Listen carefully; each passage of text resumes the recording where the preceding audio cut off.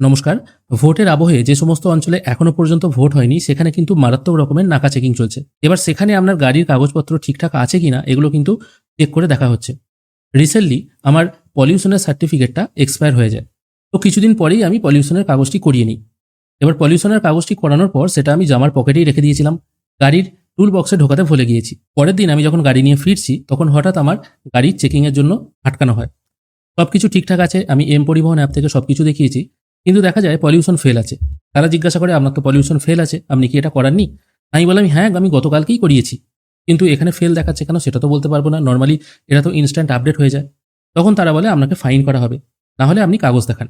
আপনাদের সাথেও কিন্তু এরকম হতে পারে। যদি আপনি কাগজ দেখাতে পারলেন না, পরিবহন অ্যাপে হয়তো ঠিকঠাক আপডেট নেই, অথবা এরকমও হয়তো দেখা যাচ্ছে যে পরিবহন অ্যাপ হয়তো ওপেনই হচ্ছে না। অনেক সময় সার্ভার ক্র্যাশ থাকে। তখন কিন্তু আপনারা এই পলিউশনের পেপার বা ইন্স্যুরেন্সের পেপার এগুলো অনলাইনে ডাউনলোড করে তাদেরকে দেখাতে পারবেন এবং নাকা চেকিং থেকে মুক্তি পেতে পারবেন।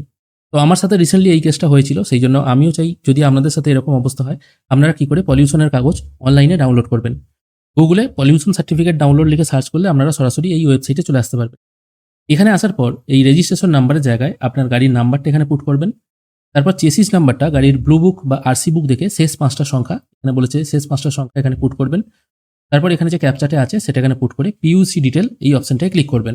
খেয়াল করে দেখুন সবকিছু ডিটেল এখানে পুট করার সঙ্গে সঙ্গে আমার পলিউশন সার্টিফিকেট এখানে ডাউনলোড হয়ে গেল। এখান থেকে যখনই আপনি প্রিন্ট অপশনে ক্লিক করবেন, এখানে দেখুন সব ডিটেলটা চলে এলো। আমি পলিউশন কবে করিয়েছি, কটার সময় করিয়েছি এবং কতদিন পর্যন্ত এটার ভ্যালিডিটি, বাদ বাকি সমস্ত ডিটেল এখানে চলে এসেছে। যে কাগজটা আপনাকে দোকান থেকে দেওয়া হবে আর কি, যেখানে আপনি পলিউশন সার্টিফিকেট করাতে গিয়েছিলেন, সেম কাগজও কিন্তু আপনি অনলাইনে ডাউনলোড করতে পারবেন।